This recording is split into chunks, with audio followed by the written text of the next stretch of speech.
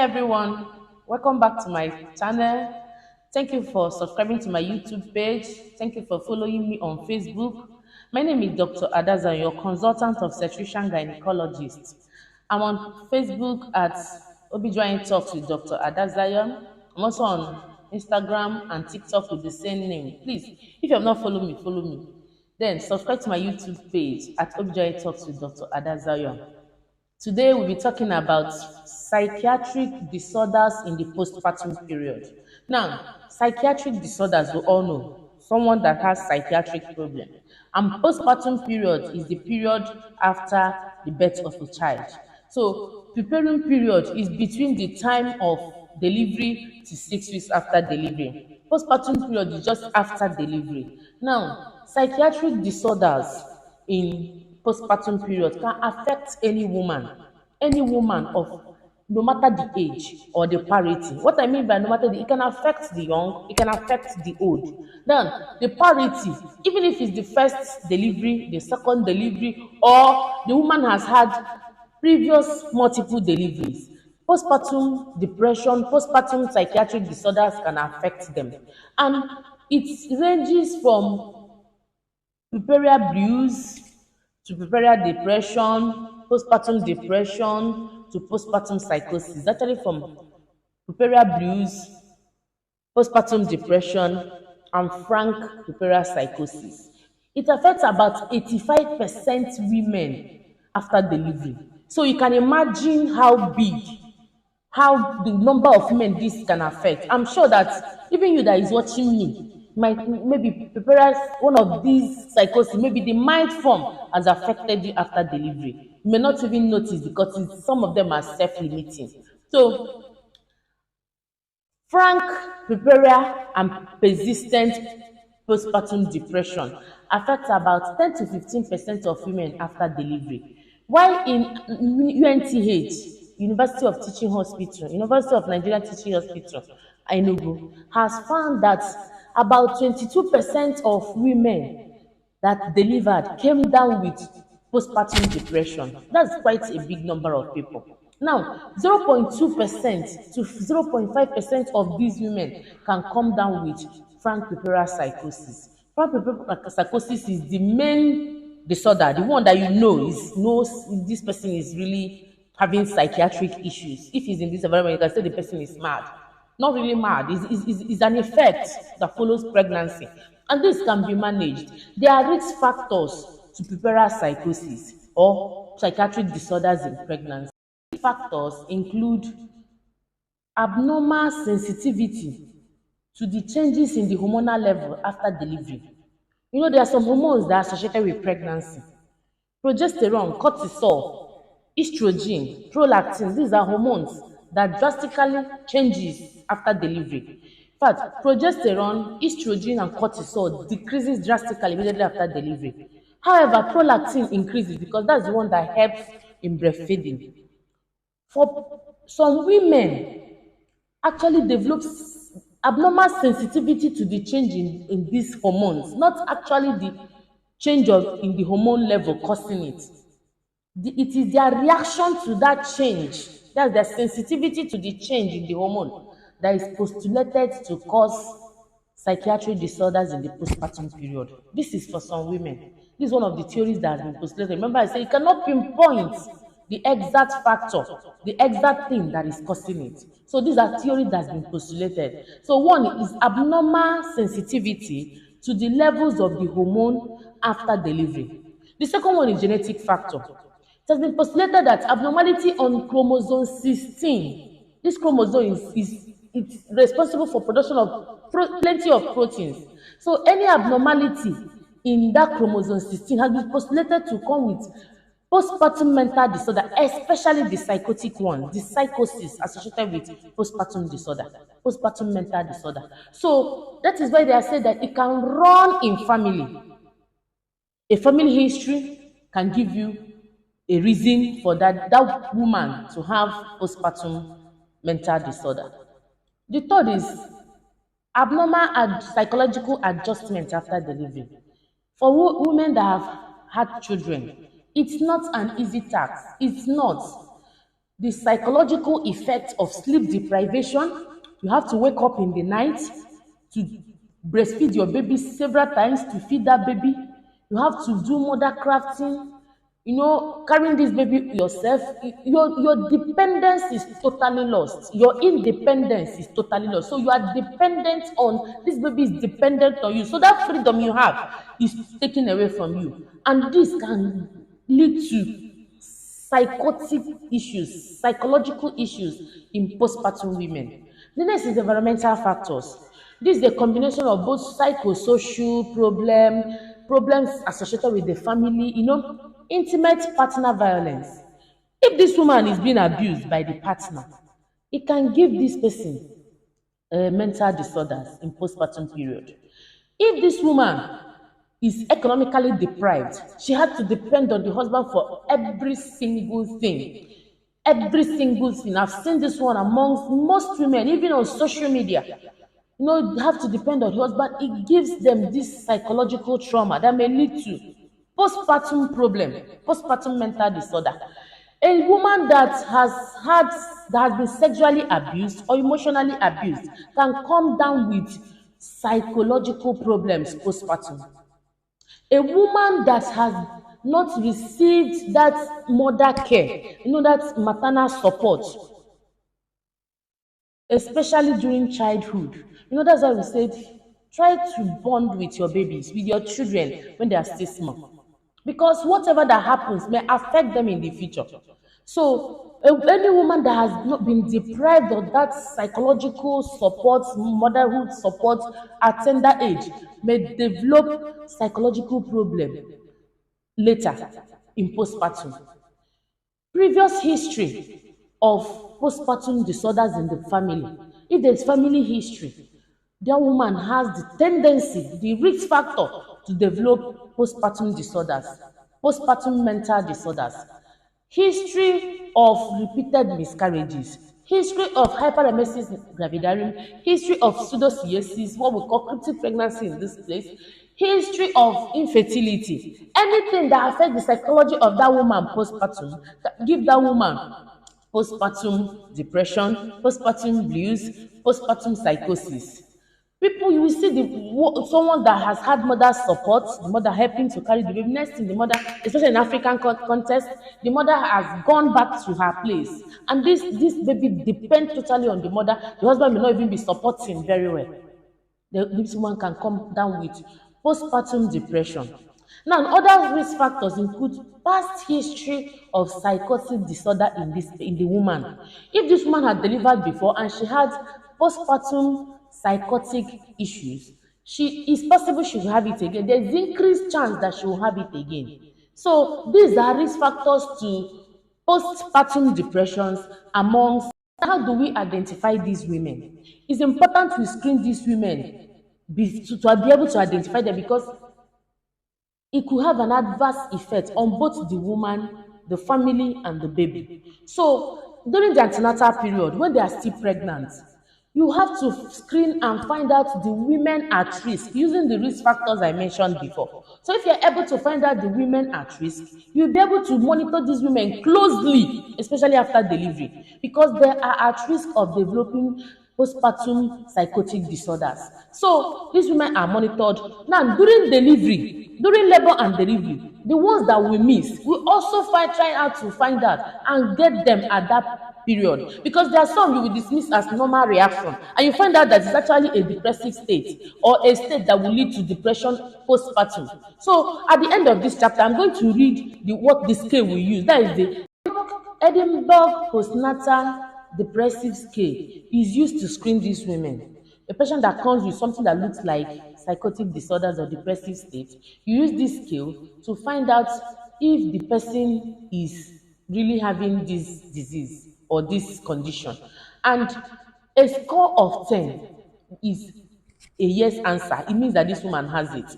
Or a yes to number 10. The number 10 in that scale is, does this woman have a suicidal thought? If there's any type of suicidal ideation in this woman, even if the other questions are negative, this woman has psychotic disorder and should be managed as such to prevent problems with this woman. So we're going to take them one after the other. We're going to talk about puerperal blues, we're going to talk about postpartum depression, and we're going to talk about postpartum psychosis. We're talking about puerperal blues or postpartum blues.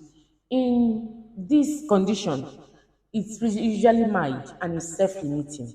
The woman just presents with anxiety and low energy, but she maintains her cognitive function.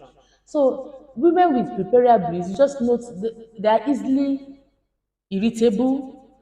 Every time, next thing they are already having tearing. So they are irritable. They are always having tears on their eyes. Nothing, they are already crying.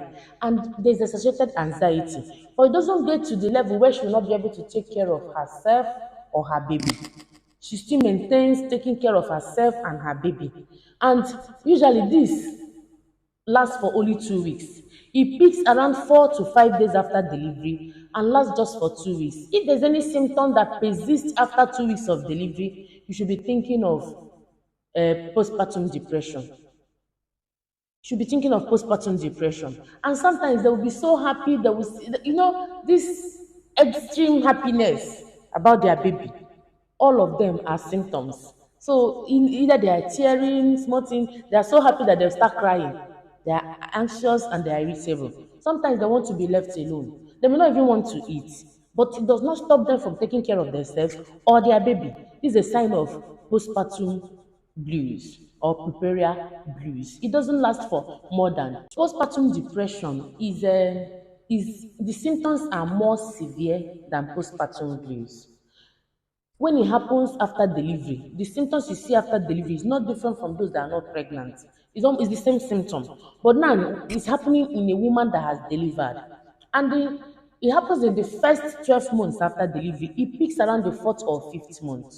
So these patients present with, if it has happened before, it can have up to 25% of recurrence again. So if it happened in the last pregnancy, it can happen again. About 25% of recurring in the next pregnancy, if it has ever happened before. And these women have this the ability to take care of themselves and their baby is compromised. Sometimes you see them, they say, please take this baby away from me.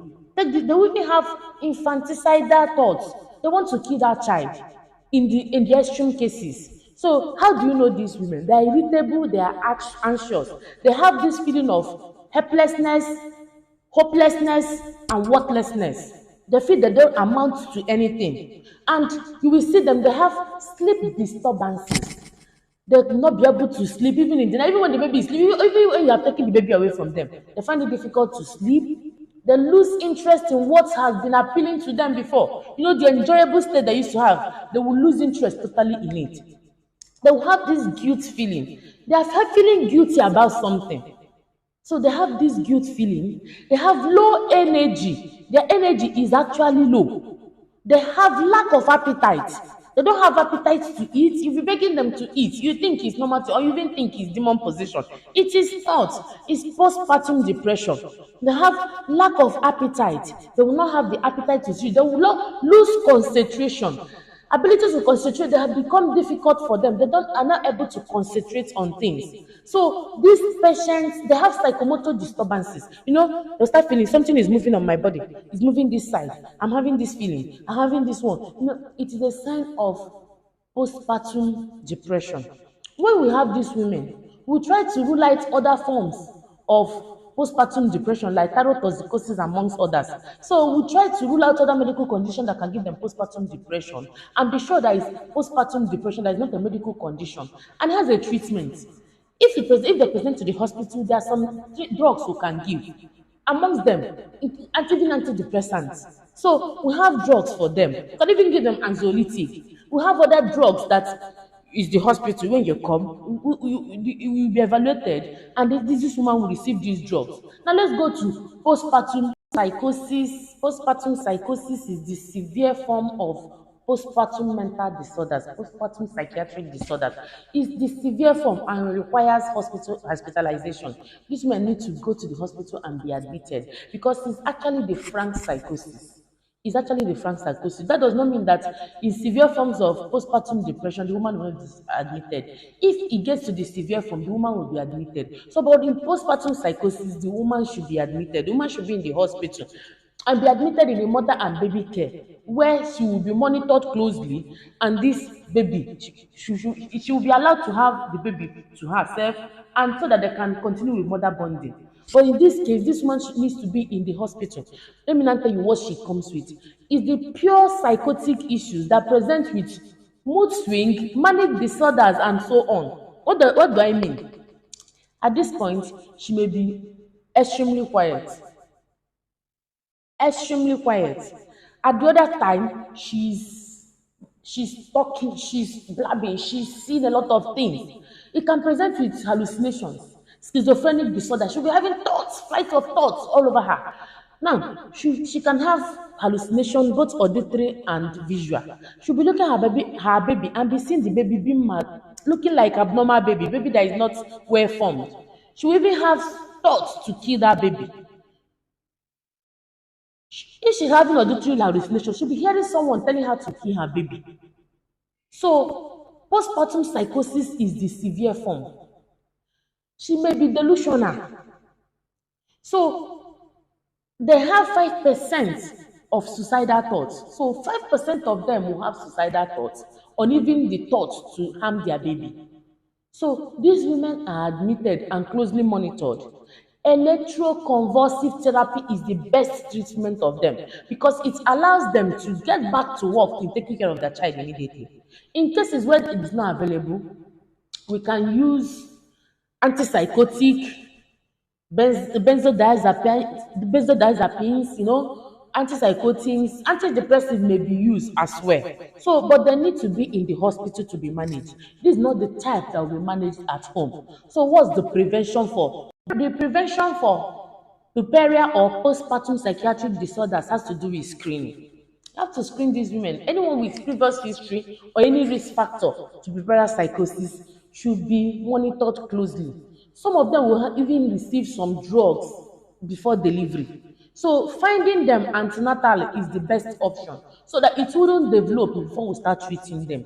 Now I'm going to read to us the scale, that is Edinburgh postpartum depression scale, the scale we use to note the people that have postpartum psychiatric disorder. I'm going to read the Edinburgh postpartum depression scale, the scale we use to find out if this woman or if they are prone to postpartum psychiatric disorders.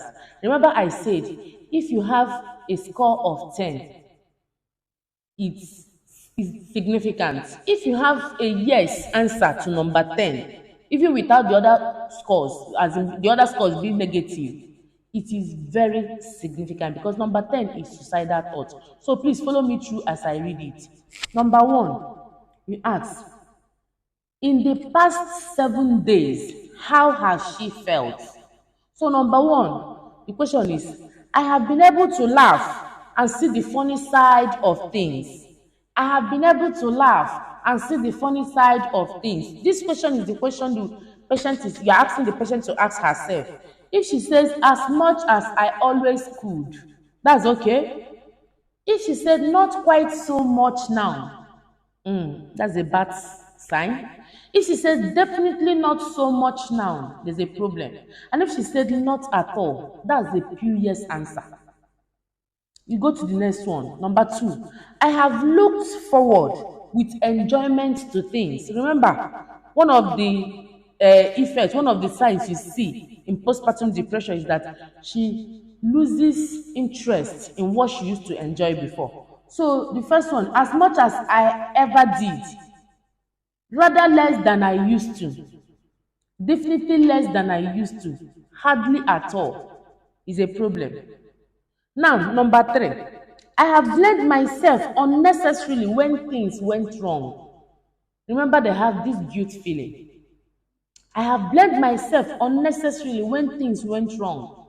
Now, the options, yes, most of the time, that's a problem. Yes, some of the time, that's a problem. Not very often, okay? No, never. Okay, this one is okay. Then number 4, I have been anxious or worried for no good reason. Now she will have to answer herself. because one of the symptoms is anxiety. So I have been anxious or worried for no good reason. You can't pinpoint that this is why I'm worried, this is why I'm anxious. So there is a depressive state, something is wrong. The answer, no, not at all. That's fine. Hardly ever. That's okay. Yes, sometimes that's a problem. Yes, very often that's the problem. Now, the fifth question is I have felt scared or panicky for no good reason. I have felt scared or panicking for no good reason. You say, yes, quite a lot. That's the problem. That's a yes answer. Yes, sometimes. That's a yes answer. Not, no, not much. Okay? No, not at all. That's a good answer. That means she's not there. Now, the sixth question. Things have been getting on top of me. Things have been getting on top of me. Remember, we talked about psychomotor disturbances. Yes, most of the time, I haven't been able to cope at all. Yes, sometimes I haven't been coping as well as much. No, most of the time I have coped quite well. No, I have been coping as well as ever. That's a good one.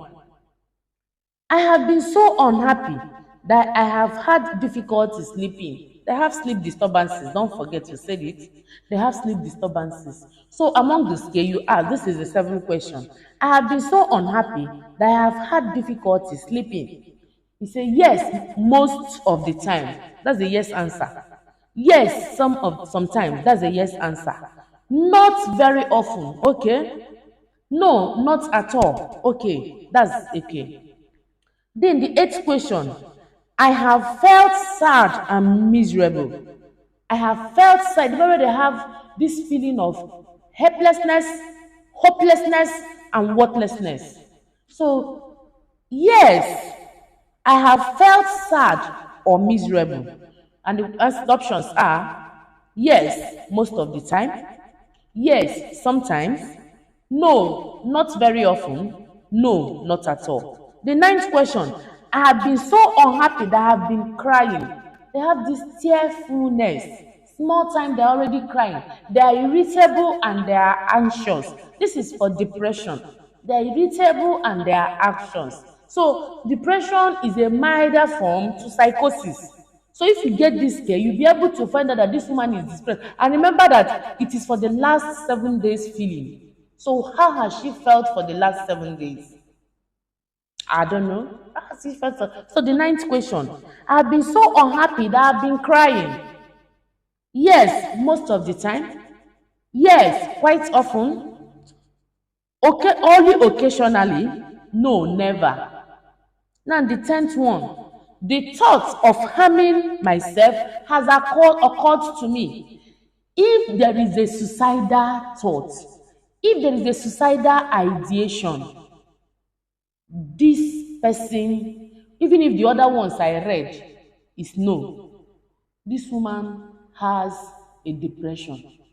She's in depressive state according to this skill. Because suicidal thoughts, suicidal ideation, or even infanticide is a depressive state or even psychotic state. So, yes, quite often, be vigilant is a yes answer. Sometimes is a yes answer. Hardly ever, okay, she's okay.